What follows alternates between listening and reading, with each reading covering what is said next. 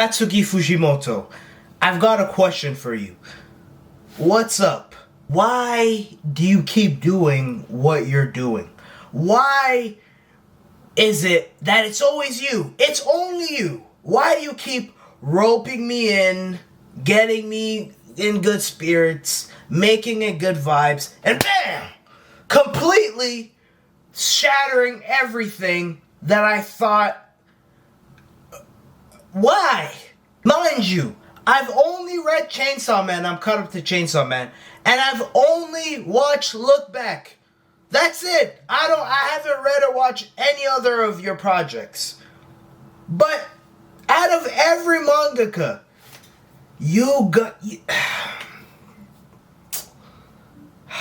man, out of everybody, you get me the hardest.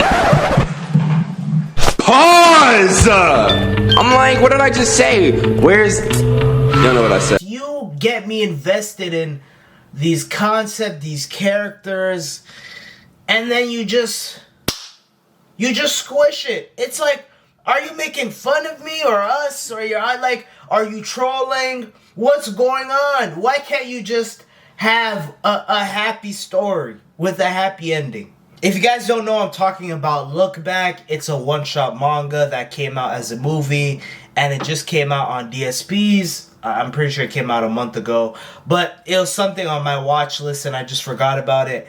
And I kept hearing people talk about it this week, so I assumed it was out, and it is out. I watched it, and man, listen, I've only read Chainsaw Man and I've only watched Look Back. I think he made some other manga called Fire Punch. He has another one called Goodbye Eri. That might be another one shot. But I haven't read those.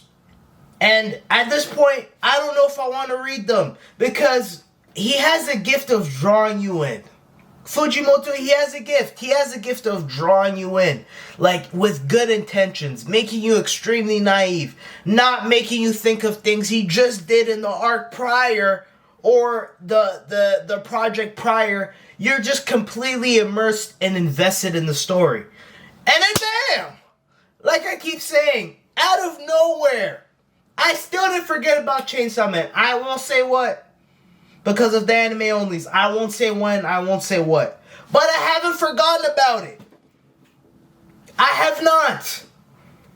And listen, from the trailers I've seen, Look Back just looked like a wholesome story about a mangaka. I just want to know, guys, if you guys are way more familiar with Tatsuki Fujimoto, is this his MO? That's all I want to know. Because I want to read Fire Punch, I want to read Goodbye Eri. But if it's just going to bring me through another roller coaster that I'm not prepared for, I don't know if I'm willing to invest in those projects so early. I'll probably wait a couple years. Look at me, I'm in complete shambles. I haven't even explained the plot of Look Back. I'm sorry guys, it's just, I'm not going to lie. How could you craft such a well-written story in, 45 minutes? Damn. If you guys don't know, Look Back is a one-shot manga about a female mangaka named Fujino. It starts off her being in the 4th grade, and she writes like a short manga stories in the school's newspaper. And then she finds out that there's another mangaka named Kiyomoto, I'm pretty sure that was her name. And she's also about to start writing mangakas and have her own like semi-section in the newspaper. And little does Fujino know, she's completely out of her depths because Kiyomoto's, from her perspective, is a way better mangaka. And then she kind of loses motivation. Then they meet each other, and then they craft a manga together. And that's all I'll say about the story. That's all I'll say. I probably said too much. I like saying the least as possible, so you guys, if you guys haven't read or watched it, you guys could do it for yourselves. There's one scene in Look Back that I want to talk about that really broke me. And spoiler alert, you guys skip this part. Probably skip for the next 2 minutes if you guys don't want to get spoiled. But obviously, Kiyomoto, if I'm not pronouncing her name wrong, she dies in the movie, and after she dies in the movie, there's like an alternate reality we see shortly after, and it's her, because she dies in the movie because a guy loses his mind because she goes to art school, and then he thinks someone plagiarized his work. He brings the axe to school, and then he kills a couple people in school, or a bunch of people. And Kiyomoto is one of the people that dies, unfortunately. So there's an alternate reality scene in the movie where we see her in art school, like taking a break, and then we see the person that carries out the massacre come into school, and then he tries to hit her. She dodges it, but then she can't run away again. He tries to, end it, and then Fujino saves her life. They exchange contacts and etc. But that's only an alternate reality. So Fujimoto literally shows us how Kiyomoto perishes in the story. And going out like that is such a sad way to go out, man. Like, just all the optimism, the naivete. I don't lie, Kiyomoto is probably my favorite character in the entire story. And the fact that she went out like that brutally, that viciously, Fujimoto, man, you're something special. Because the way he crafted a concept of just two young girls creating manga as kids, Fujino and Kiyomoto, and then the way he made those two characters just fit like a gel, and then the way he made Kiyomoto's personality and authenticity just be contagious through the screen was just beautiful. It's honestly just beautiful, and maybe that's just the beauty of one-shots. Instead of having all this build-up throughout arcs, throughout chapters and etc., you just, hey, I'm just gonna do 10 chapters, 6 chapters, however, I don't know the limit of the amount of chapters for one-shots. Some one-shots, I'm pretty sure, are also one chapter.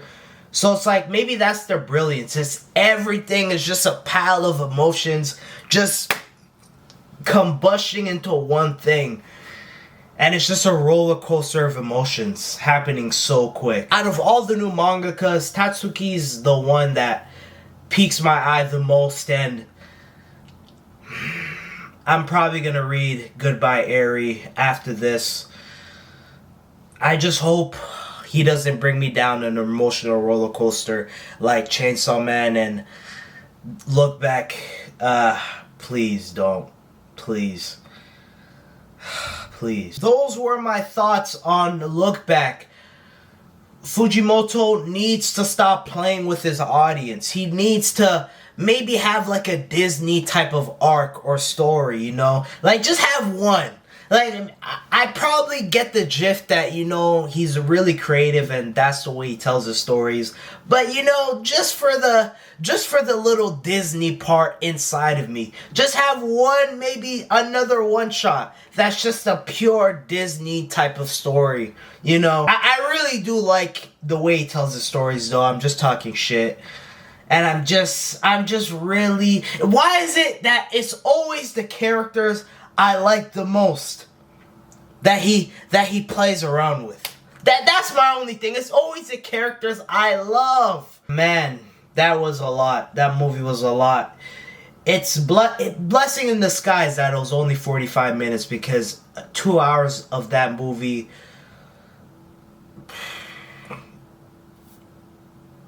you would have got me. 2 hours, you would have got me. But you didn't. You didn't. Let me know what you guys think, though. If you guys have not watched it, please watch it. If you guys have read it and watched it, let me know what you guys think, what you guys prefer.